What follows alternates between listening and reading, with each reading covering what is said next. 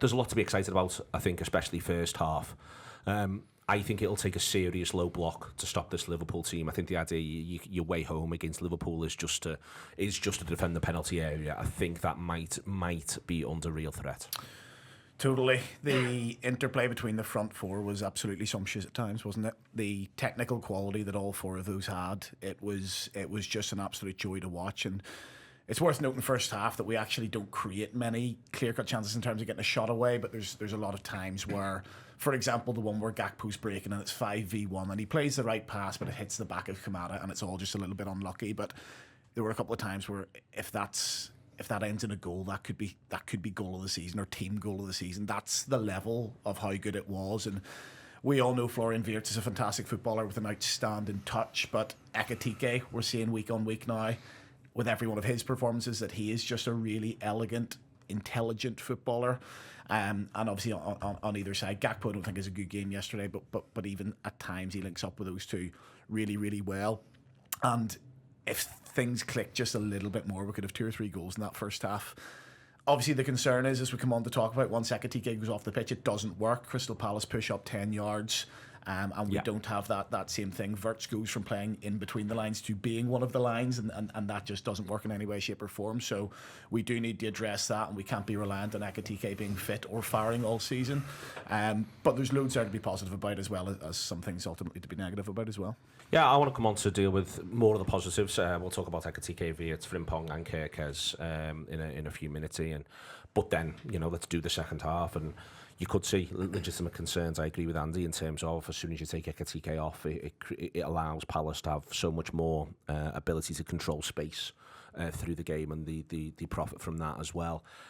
Also, I just don't think after that point Liverpool passed between the lines particularly well. Did they miss Gravenberch? Did they miss Trent Alexander-Arnold? Frankly, but they had McAllister in that period, or did they miss the player to pass to? It's one of those where the truth's probably all in the middle. But the second half, it really was not very good from Liverpool, especially post 60 minutes. No, it wasn't great. You're always caught, I think, between a couple of stools with pre-season, because you don't want to go too hard on them, because it is all about working towards something. And it's the same for every team. If you go online and look at what other fans are saying about their own club, there's always a bit of a mixed bag of some good stuff, some bad stuff, some things we need to improve on. So exactly the same for us, and you wouldn't expect it to be perfect. Not so more in the captain's performance, where it was just a bit mad, really. Now, if you want to be kind, you might say, well, I'm still recovering from an illness, or maybe it was just one of those bad days at the office. By the time you get to next Friday, it'll all be fine, it'll have sorted itself out.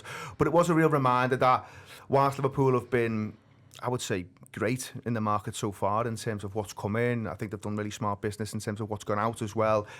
There is a need just to supplement what's there with another 2 or 3 additions if possible, just to give everyone the best possible chance. But as you said at the very start of this, loads and loads of things to be positive about. I mean, it's going to be an absolute joy watching Florian Wirtz play football week in, week out. An absolute joy. He is some footballer. And I think when you sign someone like that, you've got you get a sense of what you might be getting, but until you see him in the flesh, and until you see him kind of every single week, you don't really understand just how good he is in those kind of tight spaces. Everyone's trying to find him.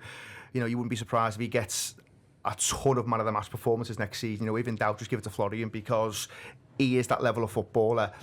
I thought Ekitike was brilliant, and it'll be interesting to see, at his tender age of, 23, whether he can kind of produce that every single week. It might take him a little bit of time, but in terms of the glimpses we've had so far, you can't fail to be impressed. I think his touch was at times out of this world. He looked brilliant in terms of just being able to take it in. His goal's fantastic. I love the goal because he almost makes it look easy, but it's not, because he sets himself up perfectly to give himself the angle to then bend it into the far corner. It's a brilliant finish, and again, the interplay between Wirtz and him was excellent, and it wasn't the first time or the last time you saw that. So yeah, 1 or 2 negatives second half, absolutely, but loads of positive first half.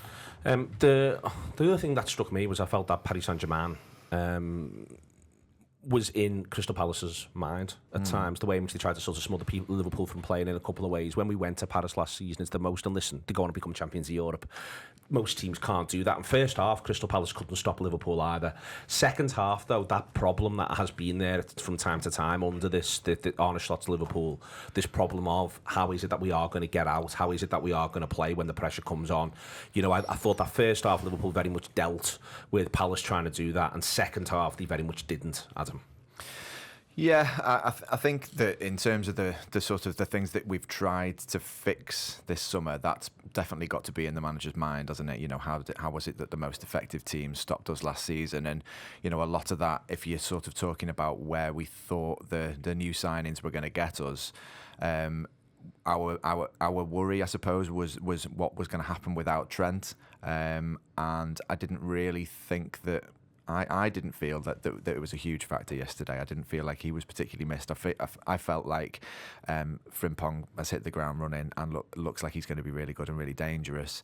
And actually on a gutter, I think I was saying that I suspected Ekitike might be the one who's the project of the signings. It doesn't seem to be the case. That I think it was clear from the noises coming out of training when they were in the Far East that everybody was really super impressed with how he looks straight away, and he just has hit the ground running. I've got no issue with him leading the line for Liverpool in these competitive games. I'm excited about it actually.